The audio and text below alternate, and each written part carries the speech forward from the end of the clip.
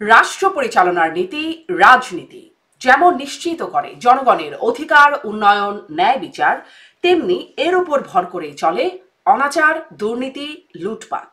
এর এপিঠে আলো তো অন্য পিঠে অন্ধকার।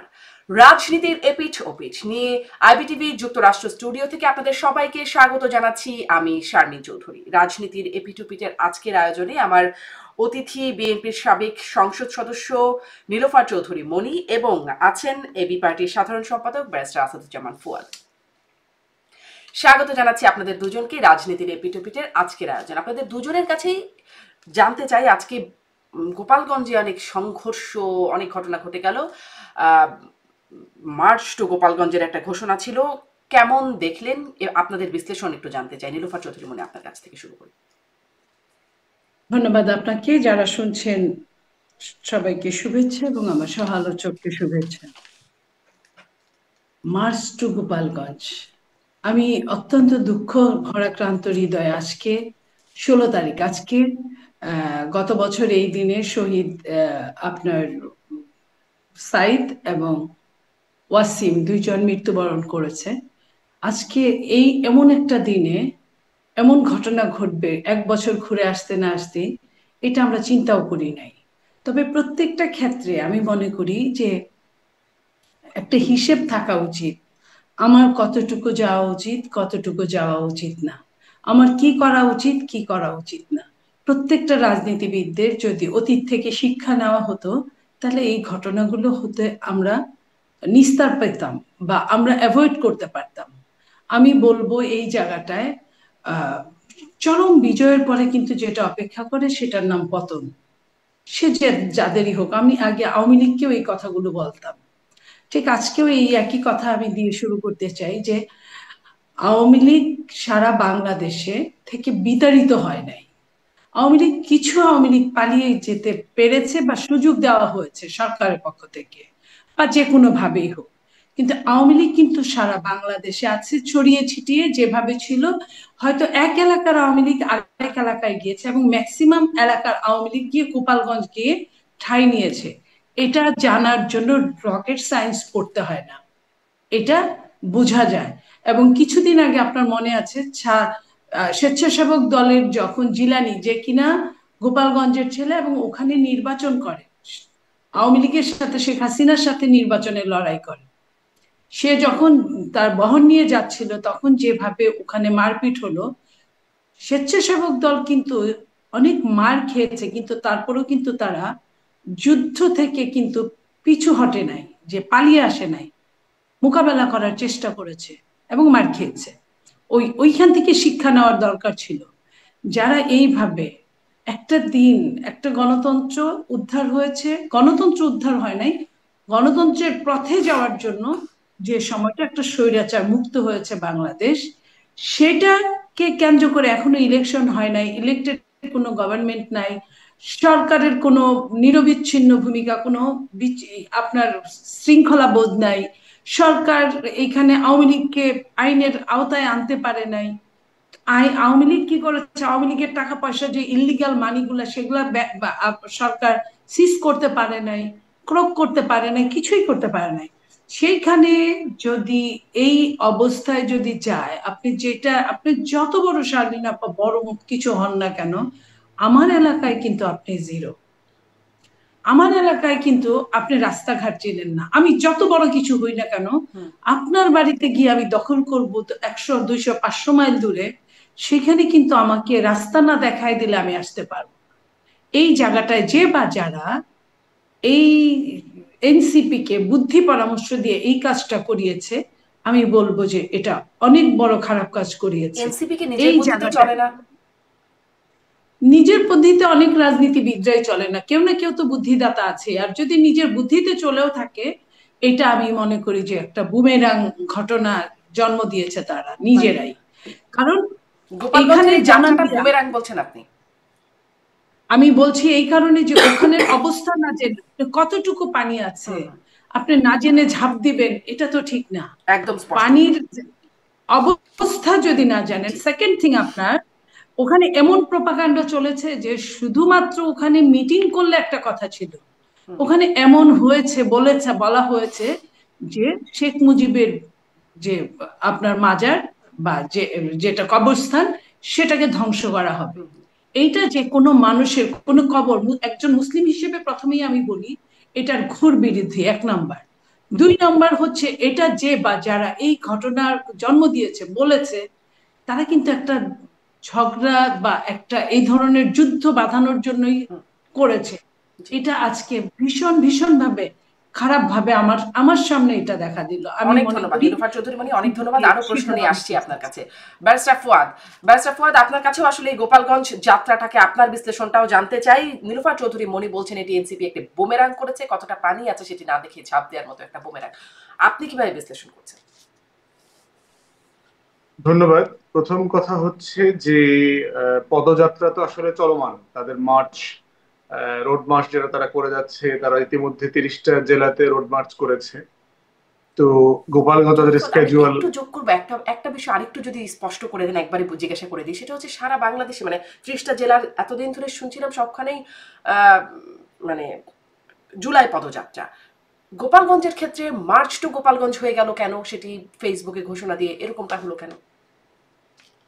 আমার কাছে মনে হয়নি যে অন্য কোনো জেলাতে তাদেরকে খুব বেশি প্রভোগ করা হয়েছে। এখানে বলা হয়েছে যে গোপালগঞ্জের মাটি আওয়ামী লীগের ঘাঁটি, এখানে কেউ এসে জীবিত ফেরত যাবে না, এই ধরনের প্রচুর মানে কটাক্ষ, উস্কানি আমরা সোশ্যাল মিডিয়াতে দেখেছি। এখন এইটা এনসিপি কে উত্তর দিতে হবে, তারা পার্টিকুলারলি মানে শব্দটা কেন পরিবর্তন করলো। কিন্তু আমি বাংলা ইংরেজি মিলাই দেখতে পাচ্ছি এটা পদযাত্রা, সমাবেশ, তারা যে ফর্মে বিভিন্ন জায়গাতে প্রোগ্রামাদি গুলো করছে। আর সার্টেনলি যেহেতু এইটা হিস্টোরিক্যালি শেখ মুজিবের এলাকা, ওইখানে টুঙ্গিপাড়ায় মাজার আছে, শেখ হাসিনার গ্রামের বাড়ি, আগে থেকেই হিস্টোরিক্যালি এখানে আওয়ামী লীগের রাজনীতির একটা বেশ ছিল।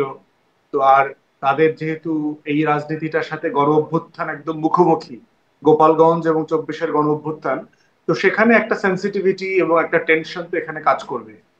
বিষয়টা হচ্ছে যে এখানে যাওয়ার ব্যাপারে প্রশাসনের পক্ষ থেকে যেটা বলা হয়েছে যে তাদের এখানে প্রোগ্রামাদি করতে কোনো সমস্যা হবে না, নিরাপত্তার কোনো ইস্যু নাই। কিন্তু এই সংকটের কথা, এরকম কোনো ঘটনা ঘটতে পারে, সেটা কিন্তু এনসিবির পক্ষ থেকে বারবার বলা হয়েছে। সেক্ষেত্রে কি আমরা বেশি লোকবল নিয়ে আসবো কিনা, অথবা আমাদের কোনো প্রস্তুতি থাকা উচিত কিনা, প্রশাসন কিন্তু আশ্বস্ত করেছে যে আপনারা আসেন, রাজনৈতিক যেভাবে প্রোগ্রামাদি হয় প্রোগ্রামাদি করে আপনারা চলে যাবেন। তো সেই জায়গাতে আমি একটা বিষয় সাসপেক্ট করতেছি যে এখানে এনট্রাপমেন্টের মতো কোনো ঘটনা ঘটে থাকতে পারে। গত সপ্তাহে একই রকম একটা ঘটনা আমরা দেখলাম, যে মিডফোর্ডে যে ঘটনাটা ঘটেছে, এটাকে কেন্দ্র করে রাজনৈতিক দলগুলোর ভিতরে যে টেনশন তৈরি হয়েছে, মানে টোটাল স্টুডেন্ট কমিউনিটি ক্যাম্পাসগুলোতে তারেক রহমানকে ব্যক্তিগতভাবে কটাক্ষ করে যে ভাষায় কথা বলা হয়েছে, এই ল্যাঙ্গুয়েজে শেখ হাসিনাও কখনো কথা বলে নাই। শেখ হাসিনা দেখবেন তারেক রহমানকে নিয়ে কথা বলতো কি হাওয়া ভবন বলতো, ষড়যন্ত্রকারী, টাকা পাচারকারী, এই কথাবার্তা বলতো। কিন্তু যে স্ল্যাং শব্দগুলো ব্যবহার করা হয়েছে, এটা তো রাজনৈতিক শিষ্টাচার, রাজনৈতিক কালচারের ভিতরে আমাদের ছিল না। ইভেন আমরাও যারা হাসিনার বিরুদ্ধে বক্তব্য দিয়েছি, এত এত বক্তব্য দিয়েছি, হাসিনাকে কিন্তু কখনো আমরা এই ধরনের স্ল্যাং ব্যবহার করি নাই। ফেরাউন বলছি, সর্বোচ্চ স্বৈরাচার বলেছি, ফ্যাসিস্ট বলছি, নমরুদ বলছি, এই ধরনের শব্দ ব্যবহার করেছি, কিন্তু এই ধরনের স্ল্যাং কখনো ব্যবহার করি নাই। এবং দেখেন এটার পরে কি হচ্ছে, এই করতে করতে বিএনপির ছাত্র সংগঠন আবার ব্যাপক শোডাউন করলো, করে আবার জামাত এবং এনসিপির বিরুদ্ধে তারা আবার ওখানে স্লোগান দিল। তাহলে বোঝা যাচ্ছে যে চাঁদাবাজির ঘটনা অথবা একটা মানুষ খুন হয়েছে, এগুলো খুবই দুঃখজনক। কিন্তু বাংলাদেশের কালচারে এটা তো নতুন কিছু না যে আমাদের গত 10 বছরে কোনো চাঁদাবাজি হয় নাই, কোনো খুন খারাপি হয় নাই। এটা তো বাংলাদেশের একটা কমন ফেনোমেনা, যেটা নিয়ে আমরা কথা বলেছি যে আইনের শাসনের সমস্যা আছে, ল এনফোর্সমেন্টের প্রবলেম আছে, পুলিশিং এর প্রবলেম আছে। এটা তো একটা জটিল, লম্বা, মোটা দাগের আলোচনা। তো সেখানে সাডেনলি দেখেন যে তিনটা দল তিনজনের বিরুদ্ধে কন্টিনিউয়াসলি কথা বলছে, বিএনপি, জামাত, এনসিপি, সবাই সবার বিরুদ্ধে লেগে গেছে। তো এইটা, এই সবাই সবার ঘটনাটা বিরুদ্ধে কি লেগেছে নাকি বিএনপি মানে এনসিপি আর জামাত আসলে বিএনপির বিরুদ্ধে, বা বিএনপি না, হচ্ছে সবার এনসিপি জামাতের বিরুদ্ধে জয়েন করছে? এনসিপির সাথে তো জামাতের টেনশন দেখলাম। নাহিদের দু একটা স্টেটমেন্টের ব্যাপারে দেখলাম জামাতের আমির বলছে যেটা ব্যাখ্যা তার কাছে চাইতে হবে এরকম। তো এই বিষয়গুলো যেটা, এবং দেখবেন যে ঘটনাগুলো কিভাবে অ্যারেস্ট হচ্ছে।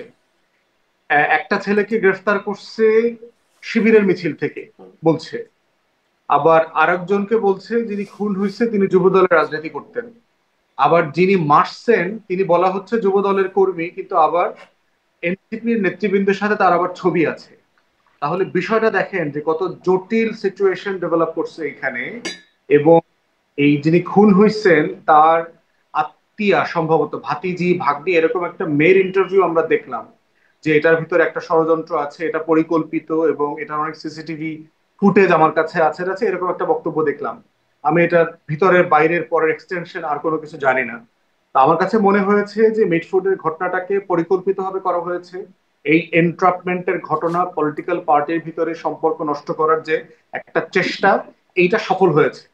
এবং এটার এক্সটেনশনই দেখলাম আজকে সেকেন্ড ইনসিডেন্ট ঘটলো এক সপ্তাহের ভিতরে, যে গোপালগঞ্জকে কেন্দ্র করে যে টেনশনটা তৈরি করেছে। আমি কি একটু ফার্স্ট ইনসিডেন্ট নিয়ে আরেকটু জানতে চাই, তারপরে সেকেন্ড ইনসিডেন্ট। আপনি যদি দুইটা ভাগে ভাগ করছেন তাহলে পরিকল্পিতভাবে ঘটনা ঘটানো হয়েছে বলেছেন, এই পরিকল্পনাটা কার? পরিকল্পনাটা হচ্ছে যারা ওই শক্তির, যারা তারেক রহমানের সাথে প্রফেসর ইউনূসের মিটিংটা হোক এটা চায় নাই। বাংলাদেশে দিল্লি এবং আওয়ামী লীগের একটা ডিপ স্টেট আছে এখনো, যারা আমলাতন্ত্রের মধ্যে আছে, সামরিক এবং বেসামরিক জায়গাতে, বুদ্ধিজীবী, গণমাধ্যম সবকিছুর মধ্যে আছে। তারা কখনোই চায় নাই যে তারেক রহমানের সাথে এই মিটিংটা হোক। এই মিটিংটা হওয়ার আগে আপনার মনে থাকার কথা, বিএনপির অনেক সিনিয়র নেতৃবৃন্দ কন্টিনিউয়াসলি দেখবেন তারেক প্রফেসর ইউনূসকে এবং অন্তর্বর্তীকালীন সরকারকে হেয় করে প্রচুর স্টেটমেন্ট দিচ্ছিল। একটা কৃত্রিম ভাবে একটা টেন্স সিচুয়েশন তৈরি করা হয়েছিল। এই মিটিং এর পরে কিন্তু সিচুয়েশন কাম ডাউন হয়ে গেছে, ডিএসকেলেটেড করে হয়ে গেছে। বিএনপি নেতৃবৃন্দ দেখেন এখন টোটালি কিন্তু কোঅপারেট করছে, খুবই ভদ্র ল্যাঙ্গুয়েজে স্টেটমেন্টে কথা বলছে। সরকারের বিরুদ্ধে কোনো বক্তব্য নাই, কোনো সভা সেমিনারে কোনো কথাবার্তা হচ্ছে না, টকশোতে কথা হচ্ছে না বিএনপির পক্ষ থেকে। এই জিনিসটা যে ঘটেছে এটা যারা মেনে নিতে পারে নাই, তারাই চাচ্ছে সরকারকে অস্থিতিশীল এরা করা। কারা? এই ডিপ স্টেট, আপনার কাছে আগের দিনও এই ডিপ স্টেট কারা সেই প্রশ্ন করছিলাম, আজকেও করতে চাই। আসলে বুঝতেই হবে ডিপ স্টেট কারা, কারা এটা করছে। মাঝে মধ্যে যখন আপনার সাথে ফোনে কথা বলি না আলাদা করে, তখন আপনাকে বলে দেবো আর কি, নাম টাম সহ বলে দেবো আর কি। তো কেন এখন এখন বলতে অসুবিধা কোথায়? এখন ডিপেস্ট যেহেতু এটার এভিডেন্স নাই, যেমন আমি বলছি যে এটা ধারণাও হতে পারে। ধারণা হইলে ধরেন কিছু প্রমাণ আছে, আমি আমি আমি জানি প্রমাণটা, কিন্তু আপনার কাছে প্রমাণ করতে পারবো না, ওইরকম আর কি। ওটা ভালোবাসার মতো, মানে এত ভালোবাসি, এত আড়ালে আড়ালে ভালোবেসেছি যে আসলে কখনো বলতে পারি নাই আর কি, ওইরকম আর কি, ওই ভালোবাসার মতো আর কি। মতো করেই বলেন। বলেন। এই জন্য আমরা বোধ করছি যে ওই ওই ফাঁদে ইতিমধ্যেই তিনটা দল পা দিয়েছে, বিএনপি, এনসিপি এবং জামাত। তো আমরা বোধ করছি যে রাষ্ট্রীয় শত্রু আর রাজনৈতিক প্রতিপক্ষ, এই সম্পর্কটা যেন আমরা গুলায় না ফেলি। আমরা গত 16 বছরটাকে যেন ভুলে না যাই, 24-এর গণ অভ্যুত্থান যেন ভুলে না যাই। এই ভুলগুলো এই দলগুলো বিএনপি আগে করেছে, করে সম্মিলিতভাবে এটার মাসুল দিয়েছে, বছরের পর বছর মাসুল দিয়েছে। তাই আমি এই নেতৃবৃন্দকে, এই রাজনৈতিক দলগুলোকে বলছি, দয়া করে পুরাতন সেই ফাঁদে আবার পা দিয়েন না। আপনাদের ভিতরে টেনশনের সমস্যা কি? বিএনপি সমালোচনা করা যাবে না? অবশ্যই যাবে। তারেক রহমানের সাথে দ্বিমত করা যাবে না? যাবে তো। কোথায় দ্বিমত করবেন? আমরা ঐক্যমত কমিশনে বিএনপির সাথে দ্বিমত করছি না? বিএনপির 31 দফা সংস্কার প্রস্তাবের সাথে আমরা দ্বিমত করছি না?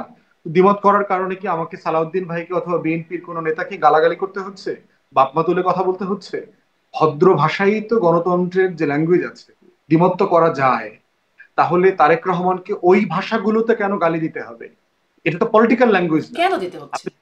বক্তব্যের সাথে দ্বিমত করেন। হ্যাঁ, কেন দিতে হচ্ছে? কেন বলা হচ্ছে বিএনপি চাঁদাবাজের দল, তাদেরকে প্রতিহত করতে হবে, উৎখাত করতে হবে, তো 5ই আগস্টের মতো পরিণতি ঘটিয়ে ফেলা হবে বিএনপির বিরুদ্ধে, এটা বলা হচ্ছে কেন?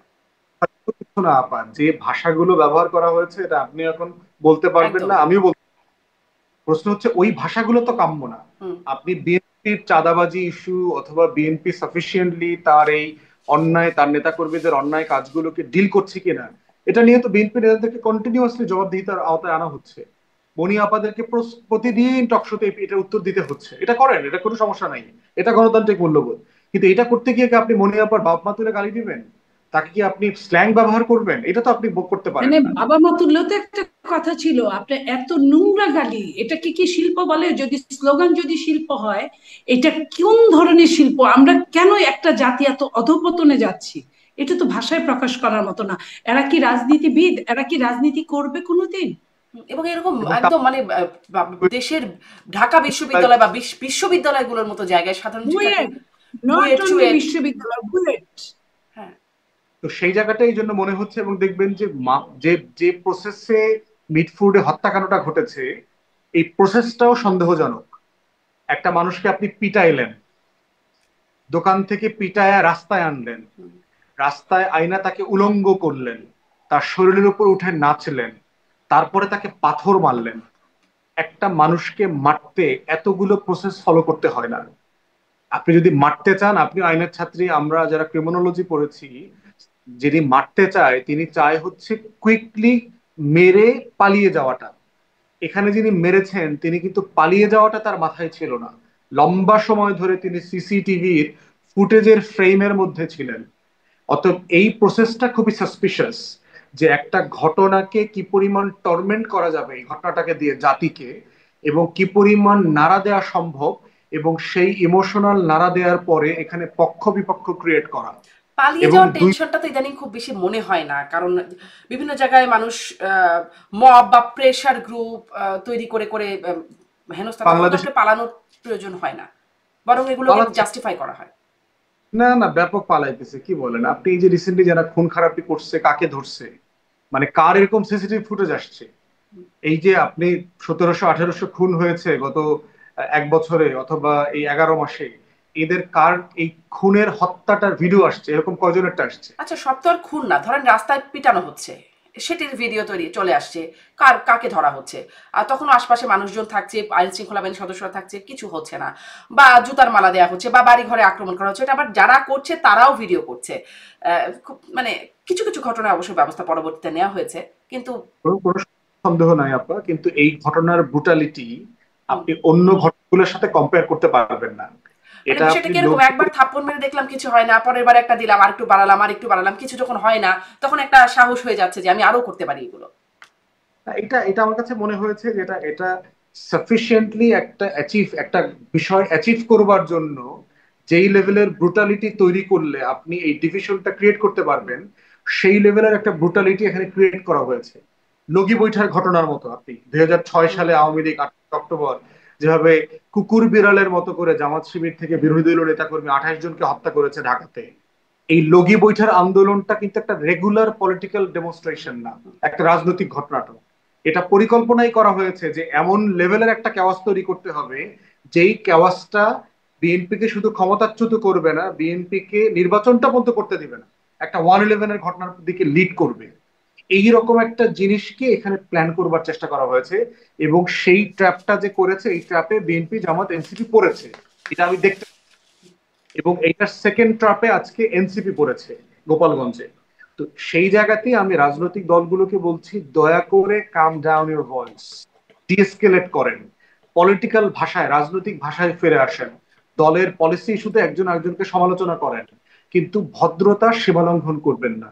মানে যে বর্ডারটা আছে সহনশীলতার, সেটা নষ্ট করবেন না, তাহলে আমরা সম্মিলিতভাবে বিপদে পড়বো, জি, আমি সবাই আবারও বিপদে আপনার পড়বো। কাছে সেই গোপালগঞ্জের সেকেন্ড ইনসিডেন্ট যেটা বলছেন, ফার্স্ট ইনসিডেন্ট সেকেন্ড ইনসিডেন্ট ভাগ করছেন, ওই সেকেন্ড ইনসিডেন্ট নিয়ে আরেকটু জানতে চাইবো। কিন্তু নীলোফার চৌধুরী মনি, আপনার কাছে, আপনিও বলছিলেন যে এরকম স্ল্যাং, সেই স্ল্যাং এর বিষয়গুলো আমরা দেখছিলাম, আপনারা কি এইরকম স্ল্যাং বা কথায় পাল্টা কথার মধ্যে আসলে কি, যেটি ব্যারিস্টার ফুয়াদ বলছেন, আপনি কি মনে করেন আপনারা ফাঁদে পড়েছেন, ডিপ স্টেটের পাতা কোনো ফাঁদে?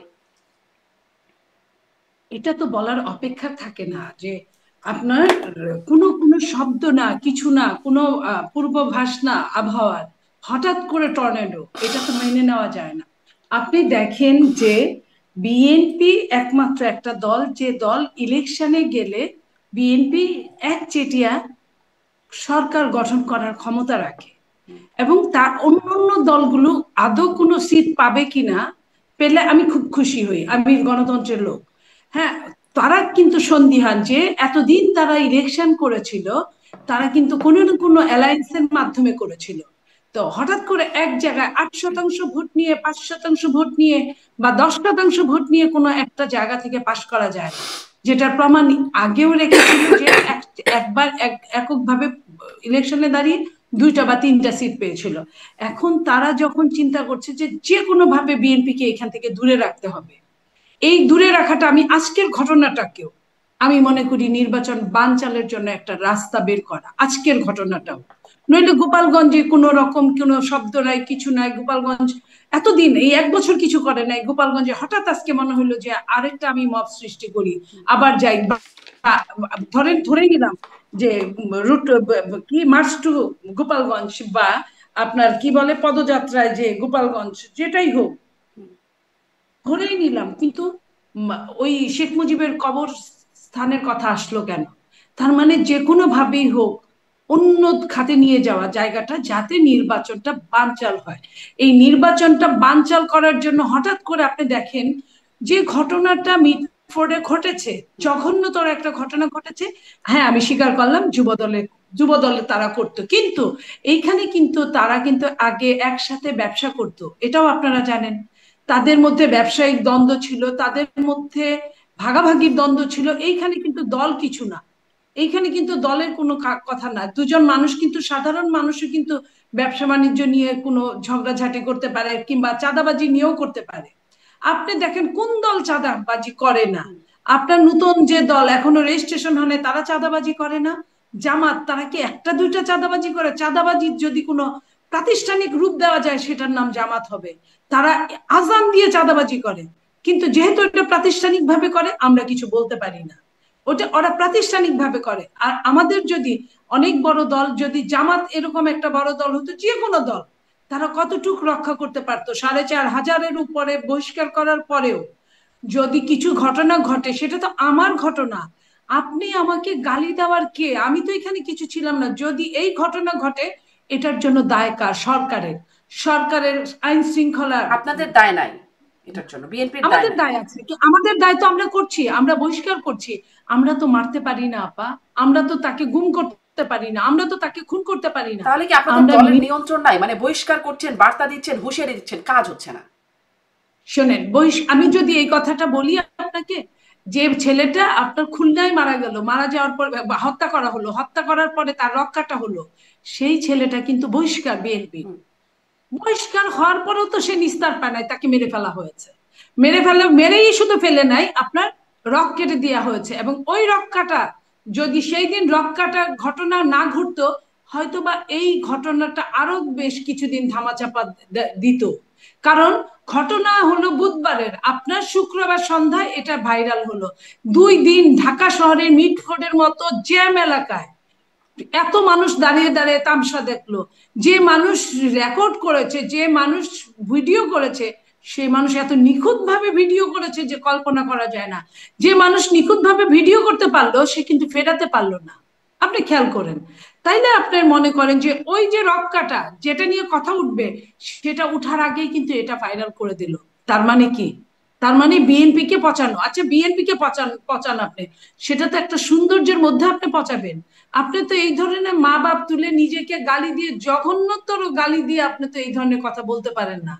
বিএনপি কতটা ধৈর্যের পরিচয় দিয়েছে, যে এই গালিগুলাটাকেও সে, আমি তো তারেক রহমানকে স্যালুট করি এই কারণে যে উনি একটা বার কাউকে বলে না। এবং এর আগেও যখন বিএনপি ক্ষমতায় ছিল, আপনার 2001-6 ওনাকে নিয়ে অনেক সাংবাদিকরা অনেক ট্রল করতো, অনেক রকম বিকৃত ছবি করতো, উনি কিন্তু কাউকে কিছু বলেন না এই জায়গাটায়।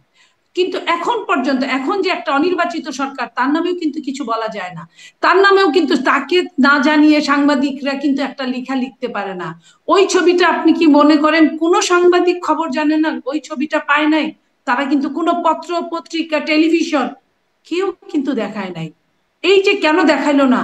100 গজ দূরে একটা আনসার ক্যাম্প, কেন তারা জানলো না, জেনে আসলো না?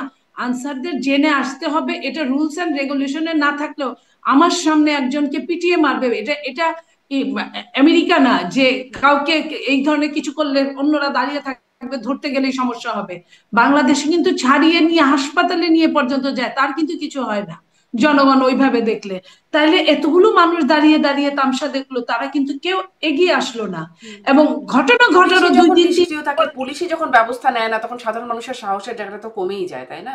পুলিশ যদি সামনে দাঁড়ায় দাঁড়ায় দেখে, সাধারণ মানুষ তো যাবে। আমি আরেকটা কথা বলি, আপনার কথা ঠিক, সঙ্গে এটাও বলতে চাই, মানুষের হৃদয় এত পাষাণ কিভাবে হয়? মানুষের হৃদয় এত জঘন্যতর নিম্নগামী কিভাবে হয় যে দাঁড়িয়ে দাঁড়িয়ে, আমি হলে তামসা দেখতাম না, চলে যেতাম। কারণ ওটা দেখা এত বিভৎস যে ওটা ছবিতেই আমরা সহ্য করতে পারছি না। তাহলে যারা সামনে দাঁড়িয়ে থাকে দেখলো, তারা দেখলো অথচ কিছু বললো না, আচ্ছা তারা ভয় পায়, তাহলে তারা ভয় যদি পায়, ভয়ার্থ জিনিসটাকে আমরা একটা সিনেমাতে ভয়ার্থ জিনিস দেখে আমরা ঘুমাতে পারি না, তারা কিভাবে এটা সহ্য করে তারা এখনো দিব্যি ভালো আছে, সুস্থ আছে? এটা কিভাবে সম্ভব? আর এটার জন্য খুব বুয়েট থেকে, বুয়েটের মিছিল যেটা বের হয়েছিল, সেখান থেকে বাজে কথা বলা শুরু হয়েছে। এবং এই বাজে কথাটা কোন পর্যন্ত গেছে, কতগুলো মিছিলে আপনি দেখেন বাজে কথা কিভাবে, তারেক রহমানের বিড়ালটা পর্যন্ত কে নিবে, তার খালেদা জিয়ার শাড়িটা কে নিবে, এই ধরনের কথা। এটা এটা কি, এটা একটা প্রথায় পরিণত হয়ে গেছে এখন। শেখ হাসিনাটা আপনি বলতে পারেন যে একটা ফ্যাসিস্ট ছিল, একটা স্বৈরাচার ছিল, আমরা কত শুদ্ধ ভাষায় কথাগুলো বলি। এই আপনার সঙ্গে কিন্তু টকশো কিন্তু আওয়ামী লীগের সময় করেছি, এইভাবে কিন্তু ফ্যাসিস্ট বলেছি, কিন্তু ফ্যাসিস্ট কিন্তু আমাদের এটার জন্য কোনো ওইভাবে গর্দান দেয় নাই। অথচ এখন আমাদের এমন একটা জায়গায় এসে দাঁড়িয়েছি, ফ্যাসিস্ট বললেও আমরা কষ্ট পেতাম না, আমাদের এত জঘন্য ভাষায় ব্যবহার করা হচ্ছে, কথা বলা হচ্ছে। তার মানে কি বাংলাদেশ থেকে রাজনীতিটা তারা তুলে দিতে চাচ্ছে? আপনার দেখেন এনসিপি একটা দল, নতুন দল, তরুণদের দল, তরুণরা আগামী দিনের ভবিষ্যৎ রাষ্ট্রনায়ক বাংলাদেশের, যে কোনো দেশের। এই তরুণরা যে যে অবস্থা করে আজকে যেভাবে আপনার ইসে গেল, গোপালগঞ্জে গেল, গোপালগঞ্জে যেভাবে আসলো, এটা কিন্তু আমাদের জন্য লজ্জা। বাট তাদের যাওয়াটা কিন্তু আমি মনে করি ওইভাবে শুভন ছিল না। আজকের দিনে 16ই জুলাইতে এই দিনটাকে আপনাকে ধরতে হবে। এই দিনটা এবং ফ্যাসিস্টের এলাকা, এবং ফ্যাসিস্টের এলাকায় সারা বাংলাদেশ থেকে যত বড় বড় ত্রাসের সন্ত্রাসী করেছে শুনেছি, তাদের ওইখানেই নাকি থাকে।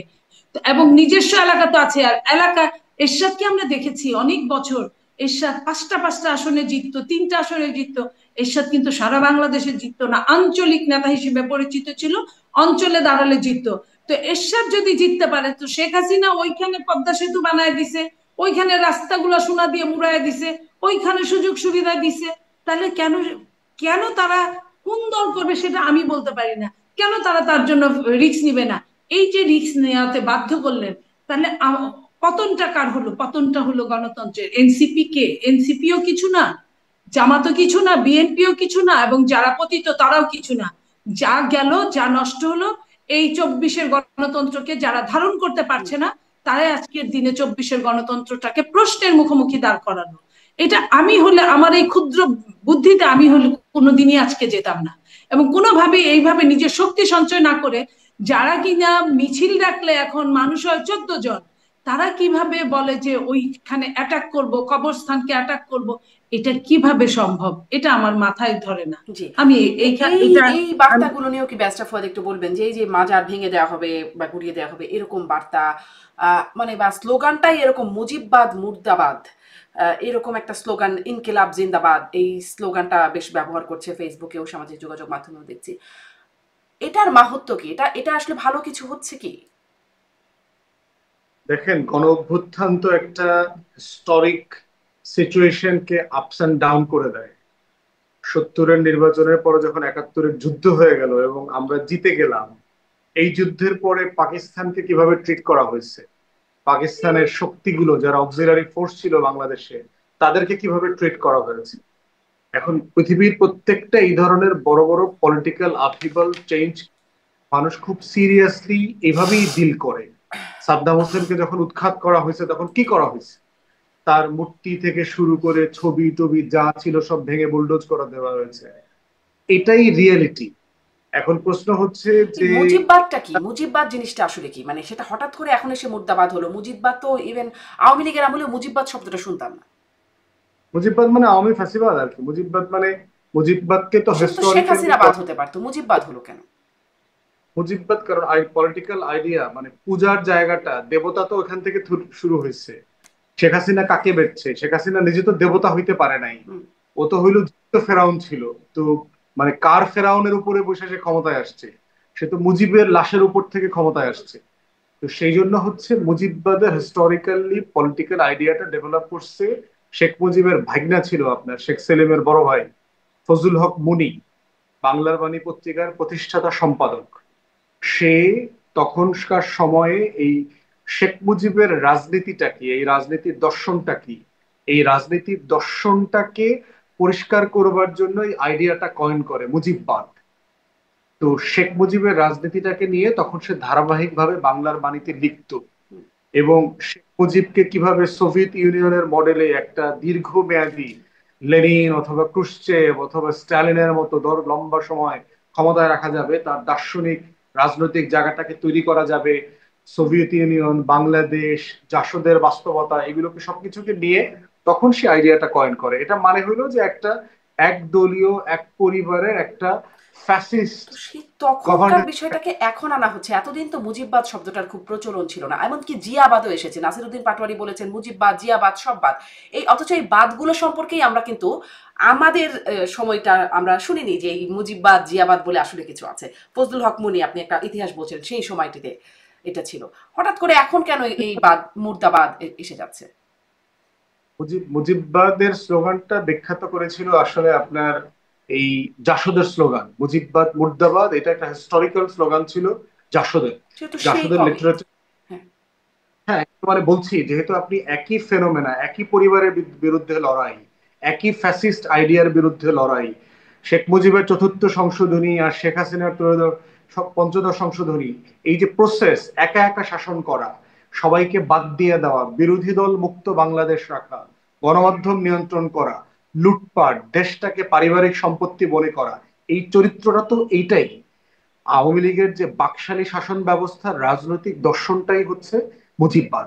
এবং কিন্তু সেইটা কিন্তু ব্যারিস্টার ফুয়াদ, আপনাদের মনে আছে নিশ্চয়ই যে যখন এই কোটা আন্দোলনটা হলো, যেটি আসলে এই পুরো গণ অভ্যুত্থানের শুরুটা হলো, তখন কিন্তু স্লোগান এসেছিল বঙ্গবন্ধুর বাংলায় বৈষম্যের ঠাঁই নাই। তখন কিন্তু এই স্লোগান চলেছে অনেক, গণমাধ্যমে সেটা ফুটেজও আছে। তারপরে যখন অভ্যুত্থান সফল হলো, পতন হলো স্বৈরাচারের, তখন এসে হয়ে গেল মুজিববাদ মুর্দাবাদ। এটা আসলে কেমন হলো? ওইটা হলো একটা ফ্যাসিস্ট রেজিমের সময় টিকে থেকে স্লোগানটা দেওয়া, বেঁচে থেকে একটা বাস্তবতার ভিতরে সবাই বাস করেছে। তখন সেই আন্দোলনটা তো সেই লেভেলে যায় নাই, সাধারণ স্টুডেন্টদের একটা দাবি দেওয়া ছিল আর কি। তো সেখান থেকে সাধারণ স্টুডেন্টদের একটা দাবি দেওয়ার ভিতরে ইমিডিয়েটলি তারা শেখ হাসিনার পদত্যাগ চাইছে, ব্যাপারটা তো ওরকম না। তাই বিষয়টা হচ্ছে যে এটা তো ক্রমান্বয়ে ডেভেলপ করেছে।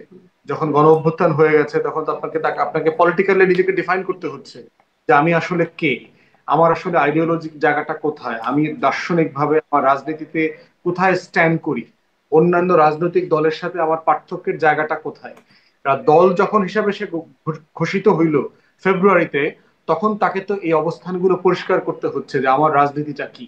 এবং সেটাই দেখবেন যে এনসিপি নেতৃবৃন্দরা এখন বিভিন্ন মিটিং এ তারা তাদের রাজনীতিটা পরিষ্কার করবার চেষ্টা করতেছে, তারা আসলে কি, তারা আওয়ামী লীগ থেকে কোথায় ভিন্ন, তারা তাহলে বিএনপি থেকে। এতদিন তারা, মানে এতদিন যারা এই স্লোগানটা দিয়েছিল বা তাদের মধ্যে যারা ছিলেন, যারা আসলে শেখ মুজিবের স্তুতি বাক্য মানে উচ্চারণ করতেন, তারা কি প্রতারণা করতেন, মিথ্যা বলতেন, নাকি এখন এসে প্রতারণা করছেন বা মিথ্যা বলছেন?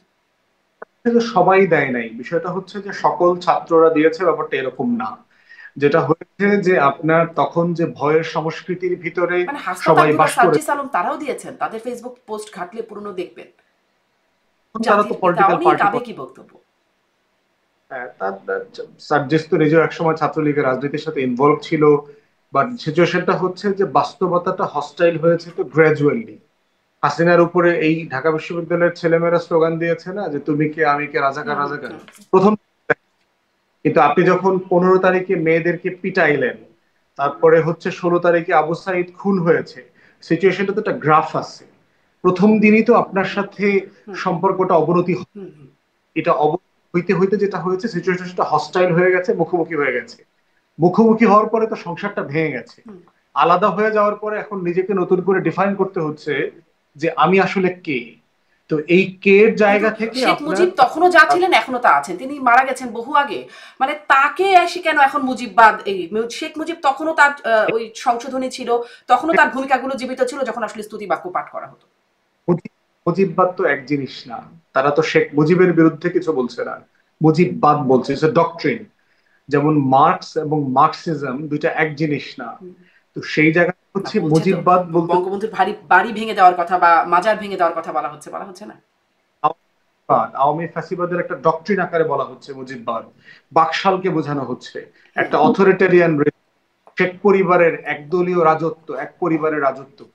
শেখ মুজিব তো একটা ব্যক্তি, হিস্টোরিক্যালি তার অবদান, ভুল ত্রুটি সবকিছুই হলো ফ্যাক্ট, এটাকে তো অস্বীকার করা যাবে না।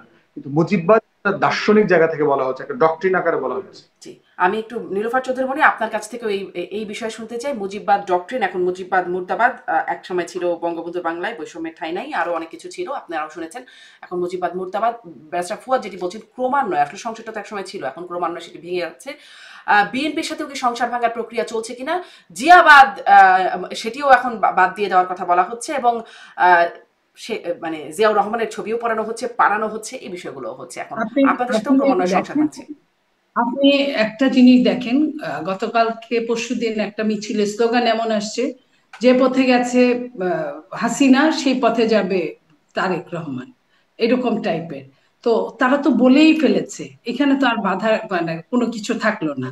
আর জিয়াবাদ মুজিববাদ বলতে ফুয়াদ সাহেব যা বুঝাইছেন ওটা উচ্চ উচ্চ মার্গের, বাট যা ছাত্ররা যা বুঝাইছেন জিয়াবাদ এই মুজিববাদ, সেটা কিন্তু নেগেটিভ সেন্সে বুঝিয়েছেন, যে এইসবের কোনো ঠাঁই নাই। এই যে মুজিবের কথা বললে, এতদিন তো মুজিব বলছে, তারপরে এখন জিয়া ধরে টানছে, এবং শহীদ প্রেসিডেন্ট জিয়াউর রহমানের ছবিতে যারা পা দিয়ে মারায়, আমরা কিন্তু অত জিয়াউর রহমানকে সারাদিন জিয়াউর রহমান জিয়াউর রহমান করি না, যতটা শেখ হাসিনা শেখ মুজিবকে নিয়ে যতটা মানে জ্বরে ভুগতেন। তো আমরা তো এটা করি না, জিয়াউর রহমানের যে অবদান সেটুকুই আমরা সুন্দর করে তুলে ধরতে পারি না। সেইখানে তাকে তাকে এত হেয় করা, যে খুদ আওয়ামী লীগ পর্যন্ত এই হেয়টা করতে পারে নাই, যে খুদ আওয়ামী লীগ তাকে অনেক সংসদে অনেক কথা বলেছে, কিন্তু এইভাবে যখন আমরা প্রশ্ন করতাম যে আপনার বাবার হাত দিয়ে কিন্তু বীরুত্তমের আপনার পুরস্কার নিয়েছে, তখন কিন্তু তারা চুপ চাইতো, তারা কিন্তু আর কোনো উত্তর দিতে পারতো না। যখন আমরা ডক্টর ওয়াজেদের বইয়ের কথা বলে, বা রফিক মেজর রফিকের বইয়ের কথা উদ্ধৃতি দিয়ে বলতাম যে তারা বলেছে যে আমি মেজর জিয়া বলছি, এই যে স্বাধীনতার ঘোষণা দিল তাদের বইতে লিখা, তখন কিন্তু আওয়ামী লীগ এটা নিয়ে কথা বলে না, অন্যভাবে কাটিয়ে গেছে। বাট এখন যে জিনিসটা করছে এখনকার আজকের প্রজন্ম, যেভাবে পা দিয়ে দলীয় মাথিয়ে হুলস্থুল বাঁধিয়ে দিচ্ছে এবং এত জঘন্য জঘন্য কথা বলছে, রাজনীতি না করলে যা হয়, রাজনীতির অভিজ্ঞতা না থাকলে যা হয়। আমাকে এক সময়ের স্বরাষ্ট্রমন্ত্রী মতিন চৌধুরী বলছিলেন, মনি, পৃথিবীতে সবকিছু কেনাবেচা করা যায় একমাত্র অভিজ্ঞতা ছাড়া। তাদের কিন্তু বুদ্ধি আছে, বয়স আছে, শিক্ষার মোটামুটি আছে, কিন্তু তাদের অভিজ্ঞতা নাই। যে অভিজ্ঞতা ছাত্র রাজনীতি করার কথা, সে অভিজ্ঞতা নিয়ে তারা মূল দলের একদম লাস্ট ফিনিশিং রাজনীতি করতে গেছে।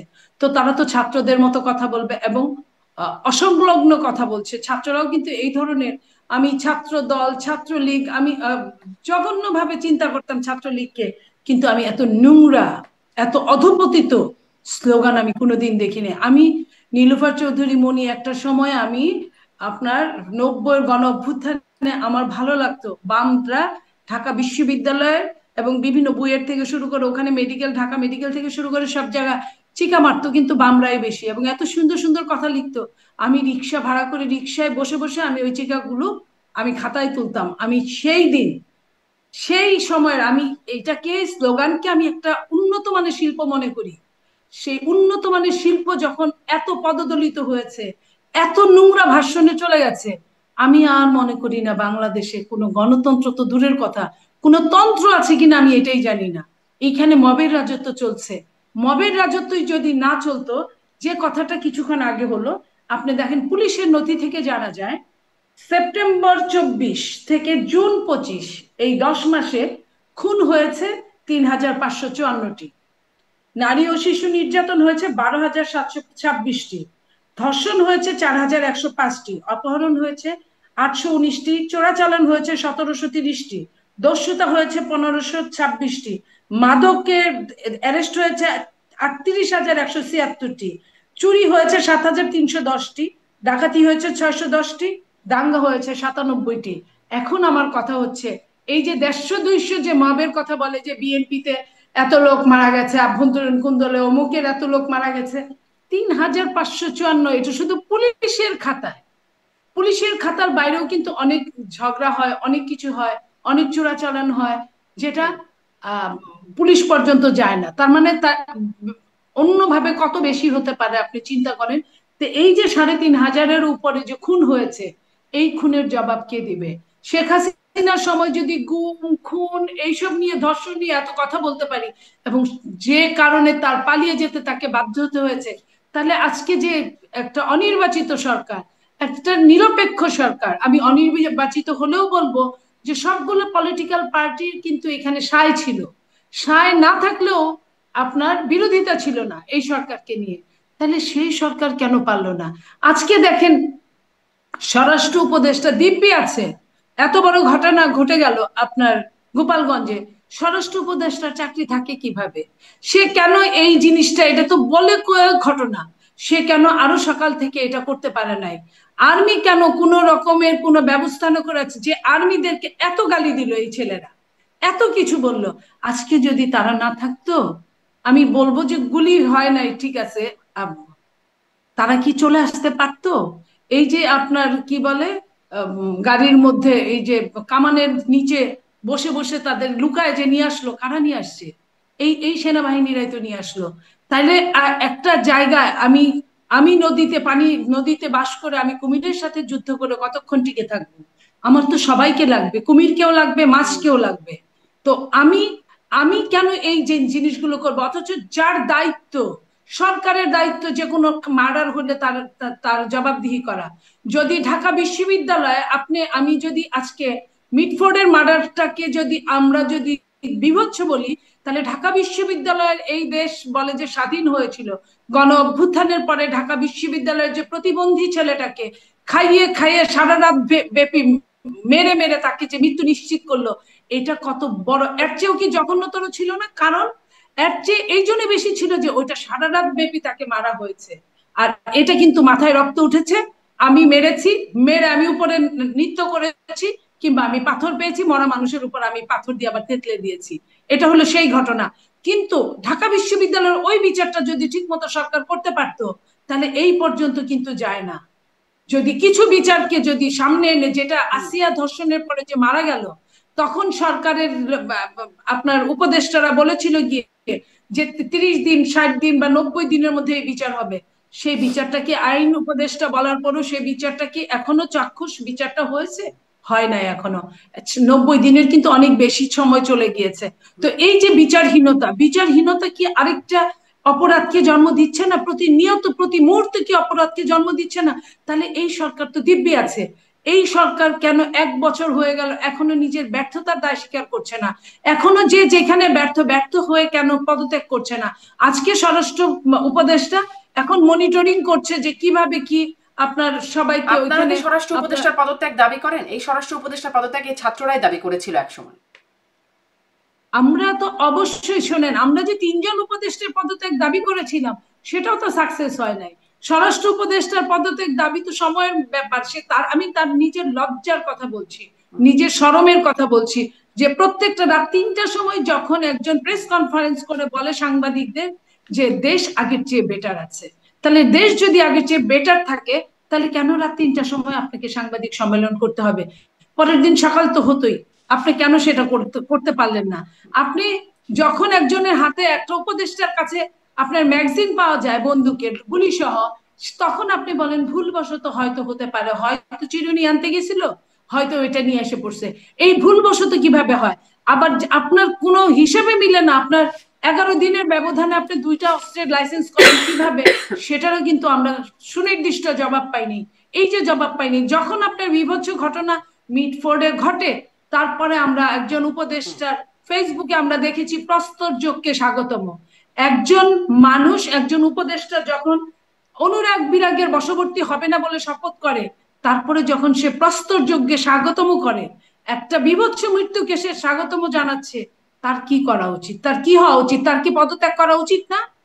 এই ব্যাপারগুলো নিয়ে সরকার সম্পূর্ণরূপে সরকার এখানে ঘুমিয়ে আছে। অনেক ধন্যবাদ রিফাত চৌধুরী মনি। এই ঔচিত্য বোধ নিয়ে কথা বললে আসলে কোনো জায়গা খুঁজে পাওয়া যাবে না। ব্যারিস্টার ফুয়াদ, আপনার কাছ থেকে এই ব্যারিস্টার ফুয়াদ আমরা একটু জানতে চাইবো যে গোপালগঞ্জের ঘটনায় এখন আমরা কারফিউ জারি করা হয়েছে, একটু শেষের দিকে কথা বলতে চাই যে আগামীকাল পরীক্ষা আছে, এইচএসসি পরীক্ষা, এখন শিক্ষার্থীরা আসলে তাদের জন্য কি হবে, কে ভেবেছে, কেউ কি ভাবছে এই কথাটা আদৌ? সেক্ষেত্রে দুইটা জিনিস হইতে পারে হয়তো। যেহেতু মাত্র 8টা থেকে শুরু হচ্ছে, আলোচনাটা তো আসবে। আসলে হয়তো কারফিউ শিথিল করে দিয়ে আপনার তাদেরকে আলাদা করে অ্যাক্সেস করে দেওয়া, অথবা এর আগে বিভিন্ন ইস্যুতে, বন্যাতে, তারপরে অসুস্থতায়, বিভিন্ন কারণে কিন্তু আপনার একটা দুইটা পরীক্ষা আবার পরবর্তীতে নেওয়া হয়েছে বিভিন্ন জেলায় এবং বিভিন্ন অঞ্চলে। তো সেটার কোনো একটা আয়োজন হবে আর কি। এটা আমার কাছে মনে হয় নাই যে একেবারে খুব মানে বড় ধরনের ইস্যু। কারণ রাজনৈতিক অস্থিরতা ঘটলে আমরা সবাই কালেকটিভলি সাফার করবো। এটা আমাদের কাছে বেশি গুরুত্বপূর্ণ আর কি, এবং বেশি তো এই উদ্বিগ্ন হওয়ার অস্থিরতাটা কি মতো। এড়ানো যেত না? এই শিক্ষার্থীদের পরীক্ষা, সহিংস পরিবেশ তৈরি হবে, এই বিবেচনা, এই পরিস্থিতিটা কি এড়ানো যেত না? এড়ানো যেত কি না, এই আলোচনা তো আপনি সবসময় করতে পারবেন হাইপোথেটিকলি, কিন্তু প্রশ্ন হচ্ছে যে এটা তো করা হয়েছে। এরকম বহু ঘটনাই তো এড়ানো যেত। শেখ হাসিনা মানে ইন্ডিয়ার সাথে ইলেকশন ইঞ্জিনিয়ারিং না করেও তো রাজনীতি করতে পারতো। মানে শেখ হাসিনা তারা তো পতিত হয়েছে, তত্ত্বাবধানটা। তাদের কৃতকর্মের ফল পেয়েছে, তাদের মানে সেটা তো হয়ে গেছে, কিন্তু এখন তো দায়িত্বশীল রাজনীতি হবার কথা, তাই না? সেখানে কি সেইখান থেকে জিজ্ঞাসা করা যে এটা কি এড়ানো যেত কিনা? আজকে রাজনীতিতে এনসিপি যথেষ্ট দায়িত্বশীল আচরণ করেছে। আপনার এনসিপি যদি অনেক বেশি ভায়োলেন্ট হওয়ার চেষ্টা করতো, তারা সেটা করতে পারতো। সক্ষমতা, ইয়াং ক্রাউড তাদের আছে। তারপরে হচ্ছে তারা প্রথমে কিন্তু কান্ট্রি ওয়াইড ব্লকেট দিয়ে দিয়েছিল, কিন্তু ব্লকেটে কিন্তু পরে আবার তারা সরিয়ে নিয়েছে, কারণ অনেক জায়গা থেকে কনসার্ন আসছে, দেশের মানুষের কষ্ট দুর্ভোগের কথা আসছে, সেটার ব্যাপারে বিবেচনা করে তারা সরিয়ে নিয়েছে। তো সেক্ষেত্রে এনসিপি যথেষ্ট রেস্ট্রেইনড, মানে সংযত আচরণ করেছে বলে আমার কাছে মনে হয়েছে। তবে টোটাল রাজনৈতিক পরিবেশের ভিতরে বড় দলগুলোর আচরণ আরো সংযত হওয়া দরকার, একজনের ব্যাপারে আরেকজনের ডিএসকেলেট করা দরকার। কালেকটিভ লেভেলে আমরা যেন কোনো ফাঁদে না পড়ি, সেটা আমি খুবই কনসার্ন আর কি রাজনৈতিক দলগুলোর ব্যাপারে। সব ফাঁদ আসলে ডিপ স্টেটই পাচ্ছে, আর আর সব রাজনৈতিক দলগুলো সেখানে পা দিচ্ছে, এরকম বিষয়। মানে রাজনৈতিক দলগুলো বুঝতে পারে না কিছু, সবাই মিলে একসাথে ফাঁদে পা দেওয়া শুরু করে দিল। না, ওই যে ক্ষমতার রাজনীতিতে মানুষকে অন্ধ করে দেয়, মানে যার যার জায়গা থেকে যখন আপনি ক্ষমতাটাকে দেখেন যে এটা আপনার একটা পিস অফ কেক, এটা আপনি কত অংশ পাচ্ছেন, আপনার কি এই পিজার 70%টা আপনার পাওয়া উচিত ছিল কিনা, না ওখানে আসলে আমার 10% ভাগ ছিল।